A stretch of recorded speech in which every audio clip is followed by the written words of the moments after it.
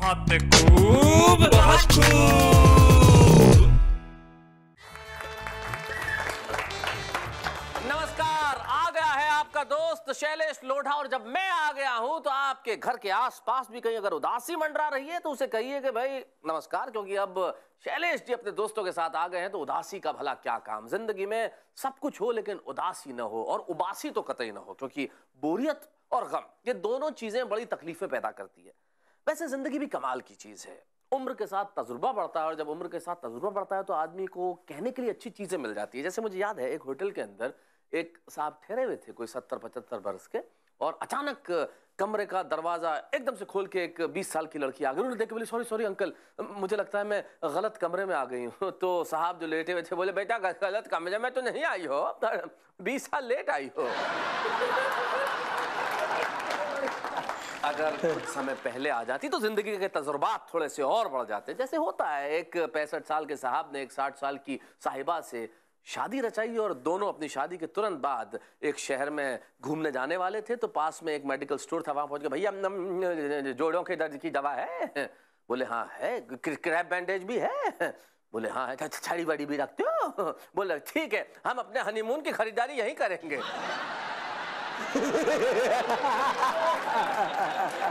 जिंदगी में हनीमून किसी भी उम्र में हो सकता है, लेकिन आपसे खुशियों का हनीमून हमेशा चलता रहे, इसलिए हम कहते हैं बहुत खूब। और इस हनीमून को मनाने के लिए हमारे पास कुछ ऐसे लोग हैं जो हनी में डूबे हुए शब्द आपको सुनाते हैं। तो आइए मिलते हैं उनसे। तो सबसे पहले मैं परिचय कराऊं, कहां से शुरू करूं, उस कोने से शुरू करता हूं। इनका नाम प्रेरणा है। ये कविताएं भी बड़ी प्रेरणादायी लिखती हैं, ये देशभक्ति की बातें करती हैं, और जब कुछ मौका मिल जाता है तो इश्क विश्क भी फरमा लेती है। अब इश्क तो देश से भी होता है और इश्क वैसे भी होता है, ये दोनों तरह के इश्क में अपनी दखल रखती हैं। प्रेरणा ठाकरे मध्य प्रदेश में एक जगह है नीमच, वहां से आती हैं। और दुनिया में कोई कहीं से भी आए, लेकिन हमारा फर्ज बनता है कि हम जरा तालियां बजाएं। बहुत बहुत खुशी हुई प्रेरणा आपको हमारे बीच में पाके। और उनके पास जो है कोई भरोसा नहीं कि वो कब तक है। लगभग 77 साल की उनकी उम्र है, लेकिन मैं इस ऊर्जा को प्रणाम करना चाहता हूं साहब। उनका नाम पंडित विश्वेश्वर शर्मा होता है, लेकिन उन नाम के साथ कुछ ऐसे गीत जुड़े हुए हैं जो अमर हो गए। जैसे चल सन्यासी मंदिर में, तेरा चिमटा मेरी चूड़ियां, दोनों साथ बजाएंगे। उनके गीतों में शरारत बड़ी रही है, कहीं हो ना मोहल्ले में हल्ला, केवड़िया ना खटकाना। अब ऐसे तमाम गीतों के रचयिता जो प्रतिगीत यानी कि पैरोडी लिखते हैं, और ये कहते मुझे कोई गुरेज नहीं है कि इस देश के अगर कोई पैरोडी के सच्चे किंग कहे जा सकते हैं, उनके भीतर का गीतकार तो मैं आपके सामने लाने की कोशिश करूंगा ही, वो है विश्वेश्वर शर्मा। हम उनकी लंबी उम्र की कामना करते हैं, और उनके पास जो बैठे हुए हैं वो बैठे हुए हैं क्योंकि वो बैठना जानते हैं। जब उठते हैं तब अच्छी अच्छी कविताएं सुनाते हैं। धार में रहते हैं, और धार में एक राजा भोज हुए थे, और वहां से मुझे कहावत याद आती है, कहां राजा भोज और कहां नहीं, मैं ऐसा कुछ नहीं कहना चाहता। संदीप शर्मा बड़े सम्मानित कवि हैं, मेरे छोटे भाई हैं, और आपको अपनी कविता सुनाने के लिए आज यहाँ आए हैं। तो हम स्वागत करते हैं संदीप शर्मा जी का। तो आइए इस महफिल की शुरुआत की जाए, और शुरुआत के लिए मैं चाहता हूं कि शुरुआत बड़ी प्रेरणादायी हो। तो भाई, जब प्रेरणा यहां खुद मौजूद है तो मैं क्यों बात कर रहा हूं, वो खुद आए और आपको प्रेरणा दें। लेकिन प्रेरणा ऐसे नहीं मिलती, उसका स्वागत करना पड़ता है हमें।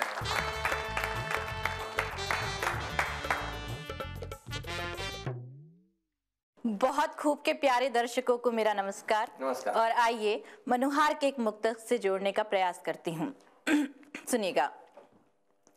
तू मौसम मन के उपवन का है, मत कंगालियां रखना।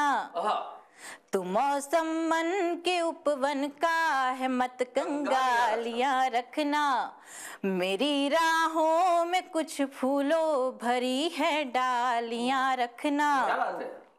मेरी राहों में कुछ फूलों भरी है डालियां रखना।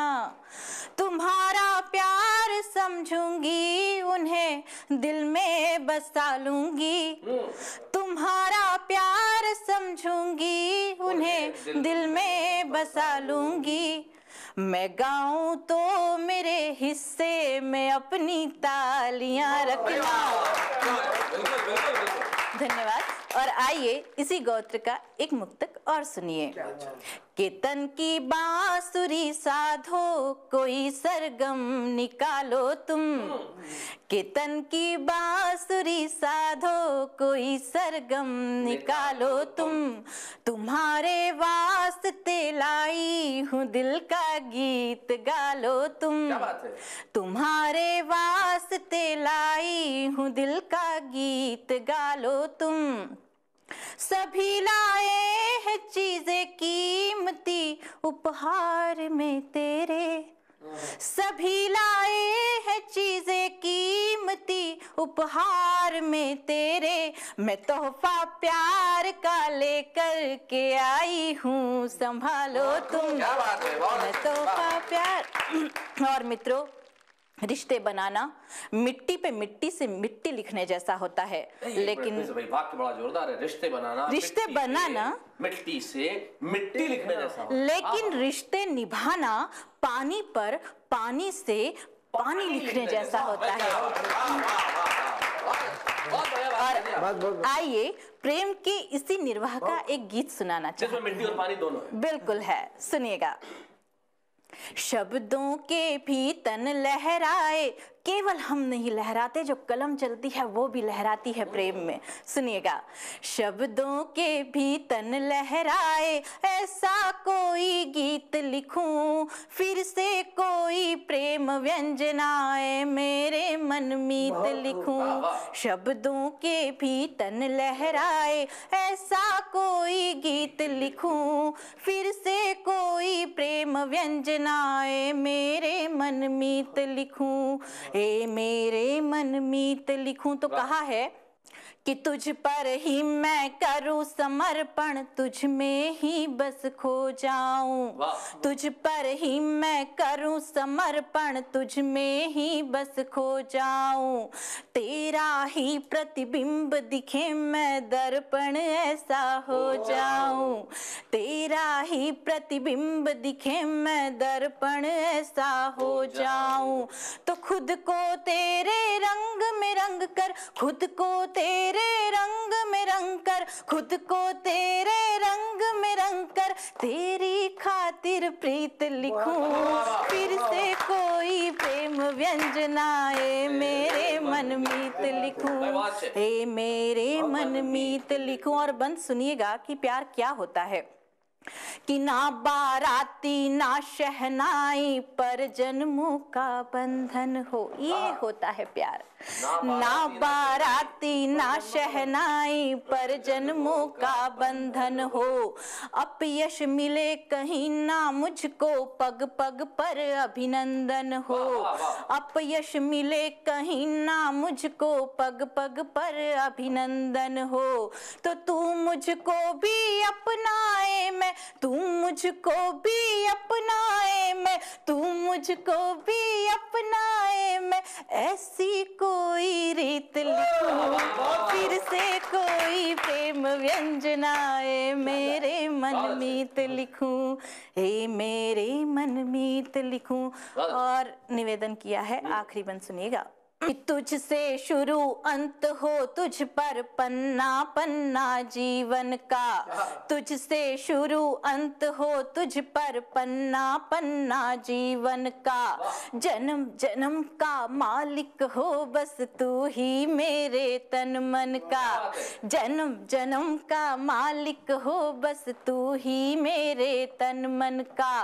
तो तू ही मेरी लेखनी बन जा, तू ही मेरी लेखनी बन जा, तू ही मेरी लेखनी बन जा। तुझसे ही नवनीत लिखूं, फिर से कोई प्रेम व्यंजनाए मेरे मन मीत लिखूं। शब्दों के भी तन लहराए, ऐसा कोई गीत लिखूं, फिर से कोई प्रेम व्यंजनाए मेरे मन मीत लिखूं। ए मेरे मन मीत लिखूं। बहुत बहुत धन्यवाद प्रेरणा ठाकरे जी। ऐ मेरे मनमीत लिखूं, गीत लिखूं, रीत लिखूं, ये जो लिखने वाले जितने होते हैं मोहब्बत के, मुझे अच्छी तरह से ध्यान है कि ये जितने प्रेम के गीत लिखने वाले, मैं क्षमा चाहते हुए कहना चाहता हूँ, जितने प्रेम के गीत लिखने वाले हैं, ये वो तमाम लोग हैं जिनसे भगवान ने एक वादा किया था कि जाओ इस दुनिया के अंदर, दुनिया के हर कोने में तुम्हें एक प्रेमी या प्रेमिका मिलेगी, और उसके बाद दुनिया को गोल बना दिया। अब ये कोना प्रेमी और प्रेमिका गीत लेके ढूंढ रहे हैं लेकिन मिलने को तैयार नहीं। आप भी अगर कोई कोना ढूंढना चाहते हैं जिसमें किसी पुराने प्रेम की याद ताजा करना चाहते हो, तो बस याद ताजा कर लीजिए। मैं आया वापस और आके आपसे पूछता हूं कि भाई जब याद आई तो आपने कहा कि नहीं बहुत खूब।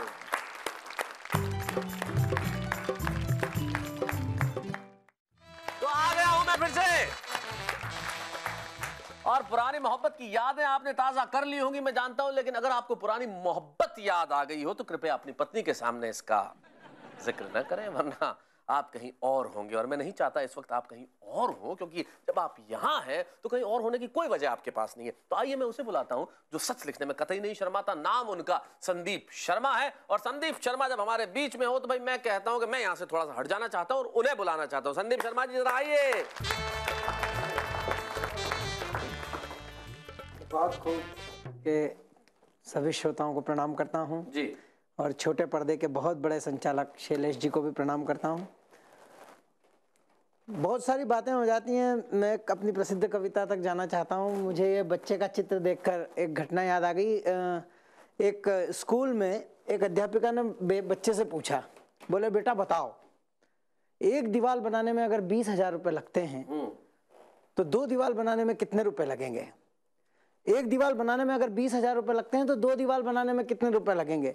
बच्चा झट से पलट कर बोला, मैडम 40 करोड़।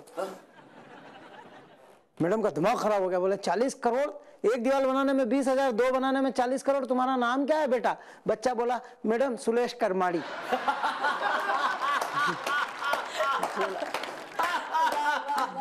जब ये परिस्थितियां हैं तो मैं अपनी एक प्रसिद्ध कविता सुना देता हूं जिसका शीर्षक है ढंग की नहीं है। आप ढंग की नहीं है वाक्य से जुड़ेंगे, कविता आपको अद्भुत मजा देगी, अविस्मरणीय मजा देगी, सदा याद रहेगी। ढंग की कविता सुना रहे हैं जिसका शीर्षक है ढंग की नहीं? ढंग की नहीं है। बहुत कॉन्फिडेंस से सुनाता हूँ, ब्राह्मण का बेटा हूँ, इतने कॉन्फिडेंस से काम करता हूँ कि अगर पूरे कॉन्फिडेंस से किसी जिंदे आदमी का श्राद्ध कर दूं तो भगवान की कसम अगले दिन मरा हुआ ही मिलता है।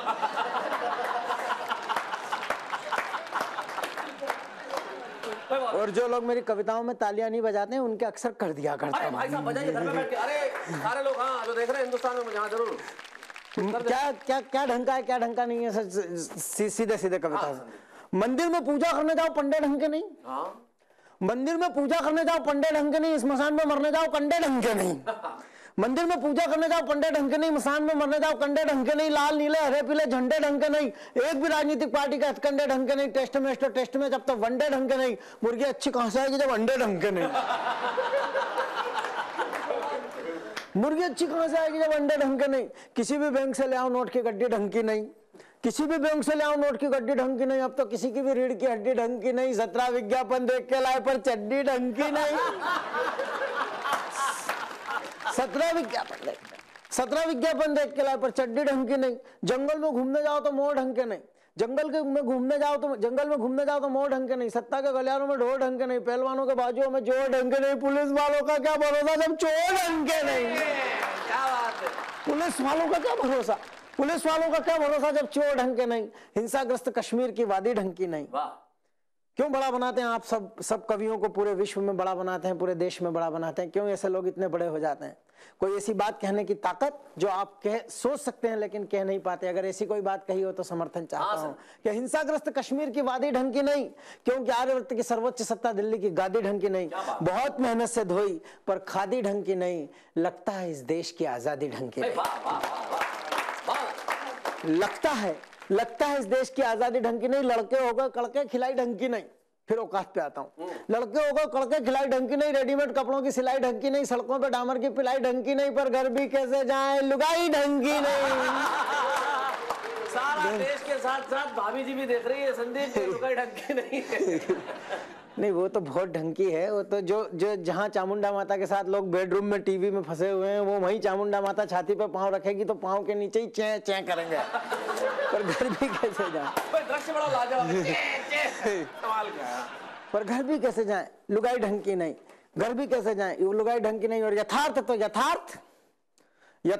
यथार्थ, सपने ढंग के नहीं, दुश्मन क्या बिगाड़ लेंगे यार, अपने ढंग के हैं। वाह वाह वाह। जब दुश्मन क्या बिगाड़ लेंगे यार, जब अपने ढंग के नहीं।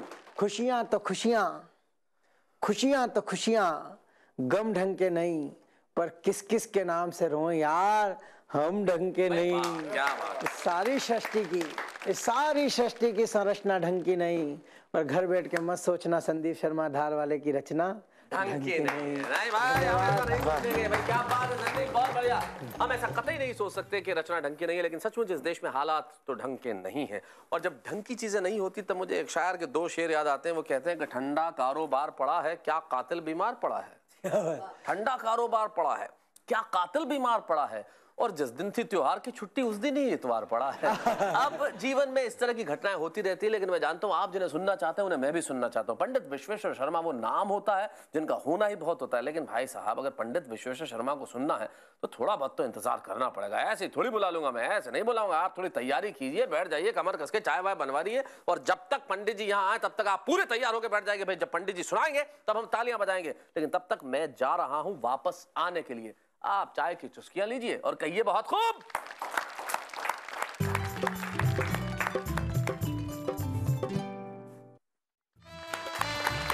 आ गया कविता वाला आ गया, और साथ में लेकर आया पंडित विश्वेश्वर शर्मा जी को, जिन्होंने न जाने कितने अमर गीतों की रचना की। लेकिन इन दिनों पंडित जी कहते हैं कि भाई मैंने गीतों की गठरी जो है वो टांग दी है घर में किसी खूंटी पे। मैं वो लिखना चाहता हूं जो देश में इन दिनों हो रहा है, और उसके लिए उन्होंने नया प्रयोग किया है, प्रतिगीत यानी कि पैरोडी, और उसके बादशाह हैं पंडित विश्वेश्वर शर्मा। भाई सबसे पहले तो इनकी ऊर्जा को प्रणाम है। 76 साल की उम्र और उसके बावजूद जिस तरह तन के बैठे हैं, हम प्रणाम करना चाहते हैं और बुलाते हैं पंडित विश्वेश्वर शर्मा जी को। संदीप जरा मदद कीजिए, लेके आइए पंडित जी को यहाँ। वैसे पंडित जी को मैं जानता हूँ, वो मदद तो प्रेरणा जी की चाहते थे। नमस्कार सज्जनों, आवाज कम हो तो बुरा न माने, इस उम्र में इतनी आवाज होती है। आप मेरी उम्र में पहुंचेंगे तो इतनी भी नहीं होगी। हम में से किसी की उम्र भी इतनी नहीं होगी पंडित जी। नहीं, उम्र दराज करे आप लोग 100 साल की जी। दिल्ली बदनाम हुई डार्लिंग तेरे लिए।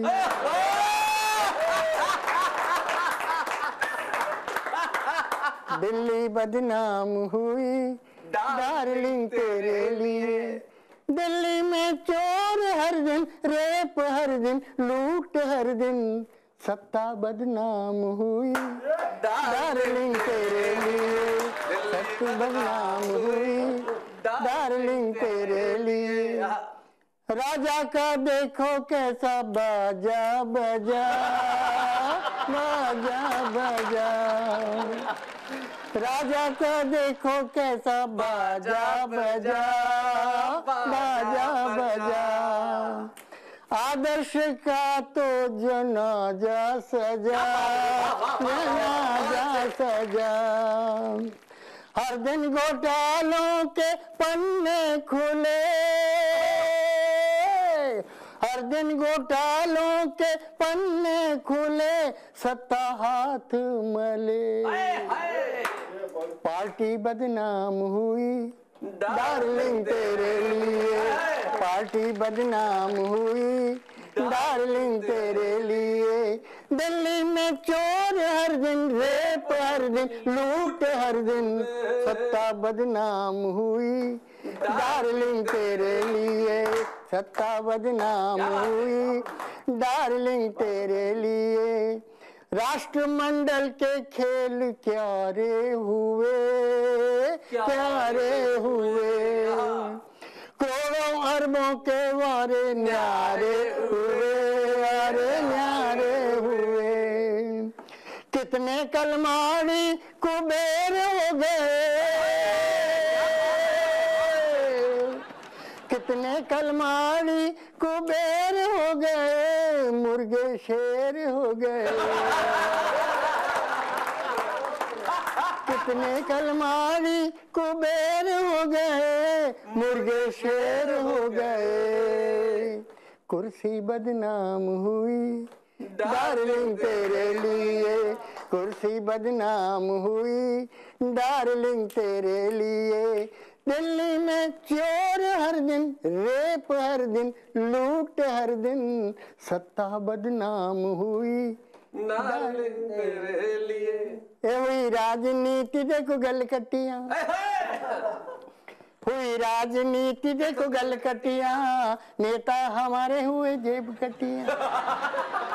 हुई राजनीति देखो गलकटियां, नेता हमारे हुए जेब कटियां। ये न जाने न जाने न जाने किसी का दुख न जाने। ओ ऊंची ऊंची कुर्सी पे बैठ के इस जनता से करोड़ों कमा के झूम झूम झूम झूम बराबर झूम बराबर झूम बराबर झूम झूम बराबर झूम बराबर झूम बराबर झूम।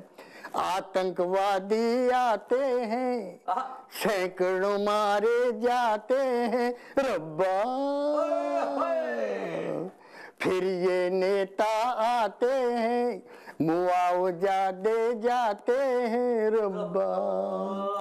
बोलो क्या इन रुपयों से मुर्दे जिंदा होंगे क्या? बोलो क्या इन रुपयों से मुर्दे जिंदा होंगे क्या? ये न जाने न जाने न जाने किसी का दुख ना जाने। हो ऊंची ऊंची कुर्सी पे बैठ के इस पब्लिक से करोड़ों कमा के झूम झूम झूम झूम बराबर झूम बराबर झूम बराबर झूम झूम बराबर झूम बराबर झूम बराबर झूम। ये कुर्सी बड़ी सेक्सी है, ये कुर्सी बड़ी सेक्सी है, जीने का मजा देती है। चाहे कितना ही बुढ़ा बैठे तबीयत को जमा रखती है।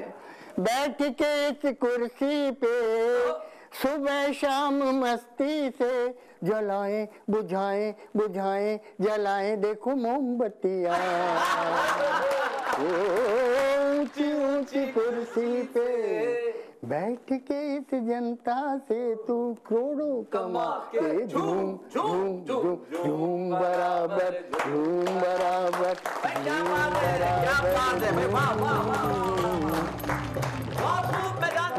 सारा देश पंडित विश्वेश्वर शर्मा के इन गीतों में झूम रहा है, जिन प्रति गीतों के अंदर व्यंग है, विद्रूपता है, विसंगति है, और उन्होंने अपने कवि कर्म को निभाया। सचमुच देश की राजनीति इस तरह हो गई है कि जाते जाते मुझे कवि तेज नारायण बेचैन की 4 पंक्तियां याद आती है। वो कहते हैं कि मंच जब से अर्थदायक हो गए हैं, जब से पैसा मिलने लगा है, कि मंच जब से अर्थदायक हो गए हैं, तोतले भी गीत गायक हो गए हैं, और राजनीतिक मूल्य कुछ इस कदर गिरे कि जेब कतरे भी विधायक हो गए हैं। और ऐसी स्थितियों के अंदर मैं जानता हूं सिर्फ एक ही चीज बदलाव ला सकती है, वो है जनता का आक्रोश।